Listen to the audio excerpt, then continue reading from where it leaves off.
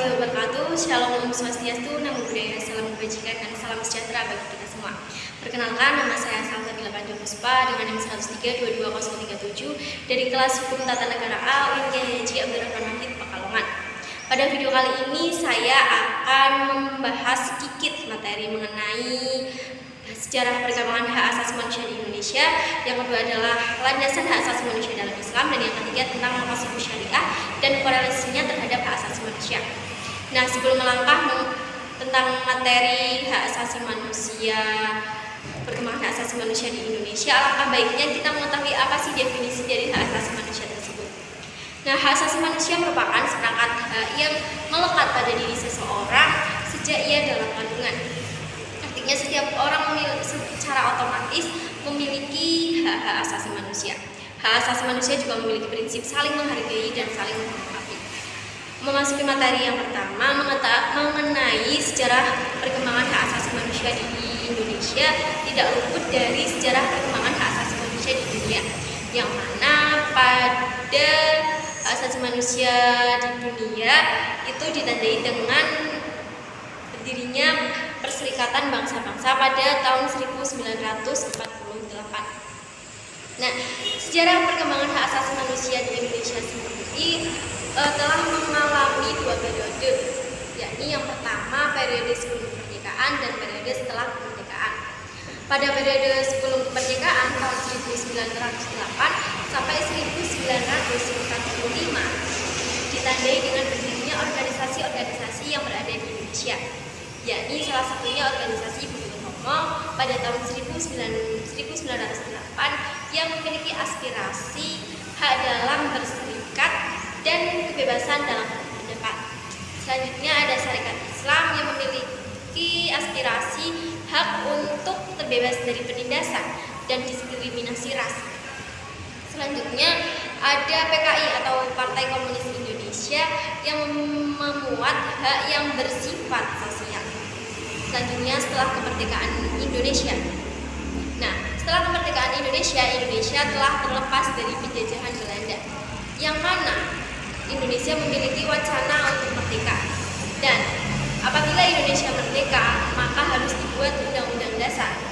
Nah, dalam pembentukan Undang-Undang Dasar 1945 tersebut ada beberapa perdebatan antara Insinyur Soekarno dengan Muhammad Hatta mengenai hak asasi manusia, yang mana Insinyur Soekarno tidak setuju apabila hak asasi manusia tersebut dimasukkan ke dalam Undang-Undang Dasar 1945 dengan alasan tidak sesuai dengan negaranya, karena hak asasi manusia itu lebih bersifat individualisme.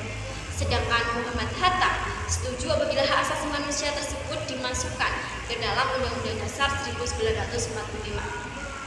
Nah, pada masa Orde Lama, hak asasi manusia telah mengalami beberapa perkembangan, yakni seperti halnya banyaknya berdiri partai politik yang dengan berbagai ideologinya masing-masing. Selanjutnya pada Orde Lama tersebut juga adanya kebebasan dalam pers. Dan pemilu pada Orde Lama tersebut sudah mencapai demokratis, jujur, dan baik. Pada Orde Lama tersebut juga Indonesia telah ikut serta dalam hak asasi manusia internasional seperti Konvensi Jenewa pada tahun 1949 tentang korban perang dan tawanan perang serta perlindungan sipil bagi orang yang perang. Nah, selanjutnya masuk Orde Baru, yang mana hak asasi manusia ini pernah mengalami penolakan karena dianggap hak asasi manusia ini berasal dari Barat, dan hak asasi manusia ini dianggap bahwa sebagai senjata untuk memojokkan negara-negara yang berkembang seperti Indonesia. Pada Orde Baru juga sudah ada didirikannya Komnas HAM. Nah, pada masa reformasi sampai sekarang, hak asasi manusia telah semakin berkembang pesat. Hal tersebut ditandai dengan keputusan yang dikeluarkan, yakni TAP MPR nomor 17 tahun 1998 mengenai hak asasi manusia, serta Undang-Undang nomor 39 tahun 1999 mengenai hak asasi manusia. manusia bahwasanya hak asasi manusia adalah seperangkat hak yang dimiliki oleh setiap orang yang harus dilindungi, dihargai, dan dihormati oleh negara. Nah, mungkin itu adalah sejarah perkembangan hak asasi manusia dari masa ke masa yang sudah dialami oleh Indonesia. Dan hak asasi manusia pada masa sekarang adalah hak asasi manusia sudah memiliki wadah tersendiri seperti lembaga Komnas HAM, Komnas Perempuan, dan Komnas Anak. Nah, selanjutnya mengenai materi landasan hak asasi manusia dalam Islam. Islam sendiri adalah agama yang telah menghormati martabat dan kemuliaan setiap makhluknya. Dalam tinjauan fikih, ada ketentuan dasar bahwa setiap makhluk memiliki status hukum muhtaram yang artinya eksistensinya dihormati dan dilarang membunuh setiap makhluk hidup. Dan sesungguhnya kami muliakan anak-anak Adam dan kami angkat mereka dari lautan dan daratan dan kami beri mereka rezeki yang baik-baik dan kami lebihkan mereka dengan kelebihan yang sempurna atas kebanyakan makhluk yang kami ciptakan. Nah, dalam Islam sendiri hak-hak terbagi menjadi dua, yakni hakul Allah dan hakul lisan. Hakul Allah yaitu hak-hak Allah dan hakul lisan adalah hak-hak manusia. Nah, sedangkan landasan hak asasi manusia dalam Islam tersendiri memiliki landasan teosentris. Nah, arti dari teosentris tersendiri adalah artinya meletakkan Tuhan sebagai fokus atau pusat dalam landasan tersebut. Nah, contoh hal tersebut berupa Al-Quran dan hadis, yang mana dalam Al-Quran sudah termuat berbagai ayat yang diturunkan oleh Allah Subhanahu wa taala tentang kemuliaan dan martabat dari manusia dan hadis Muhammad sallallahu alaihi wasallam. Nah,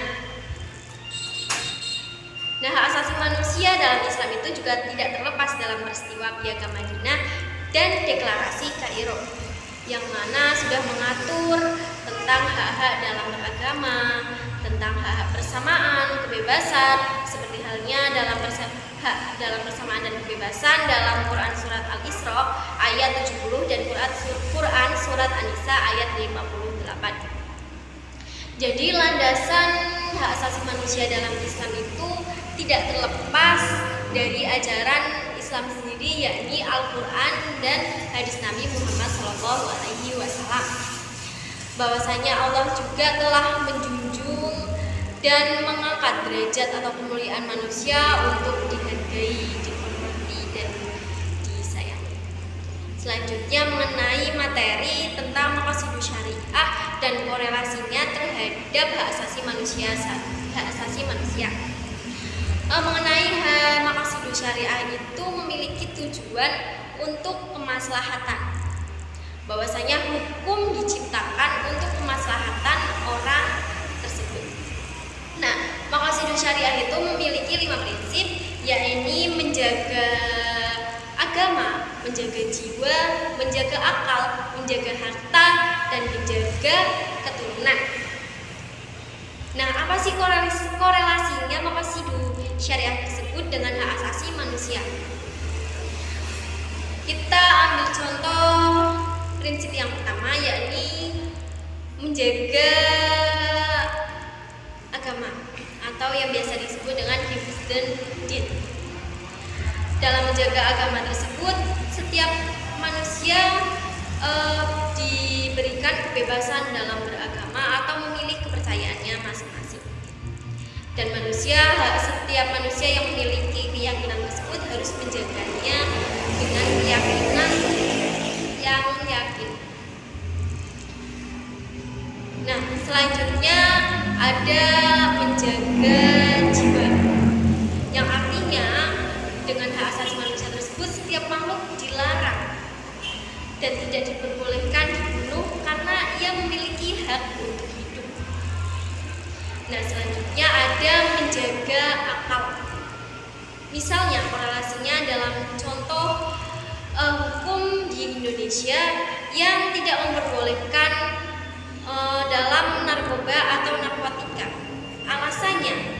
dalam tidak dibolehkan atau hukum yang telah dibuat tersebut adalah dengan tujuan untuk menjaga manusia dari kebodohan atau hilangnya akal.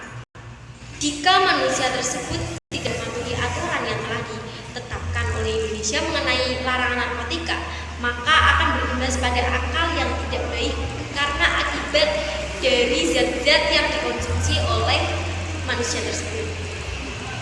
Selanjutnya ada menjaga harta. Nah, dalam hukum tersebut Indonesia juga telah mengatur mengenai pencurian atau kejahatan, suap, korupsi. Nah, dalam menjaga harta tersebut korelasinya dalam hak asasi manusia, manusia memiliki hak untuk menjaga hartanya tersebut. Jadi jika ada kasus pencurian, maka hukum di Indonesia tersebut sudah mengatur mengenai pencurian tersebut karena bertujuan untuk menjaga harta yang dimiliki oleh manusia. Dan yang terakhir adalah menjaga keturunan atau hifdzun nasab, yang mana setiap manusia itu memiliki hak untuk memperoleh keturunan dan memperkembangbiakan manusia. Tapi dalam hukum tersebut juga telah diatur mengenai hukum tentang perzinahan, yang mana setiap orang itu memiliki hak untuk memiliki keturunan asalkan dengan cara yang sah dan sesuai aturan hukum. Dan seperti contohnya perzinahan itu tidak diperbolehkan. Karena apa? Karena untuk menjaga keturunan dan menjunjung tinggi martabat dan kemuliaan dari setiap manusia. Jadi kesimpulan dari Maqasidus Syariah tersebut adalah bahwasanya korelasinya dengan hak asasi manusia tersebut, Maqasidus Syariah itu berusaha untuk menjaga martabat dan kehormatan manusia lewat 5 prinsip tersebut demi kemaslahatan.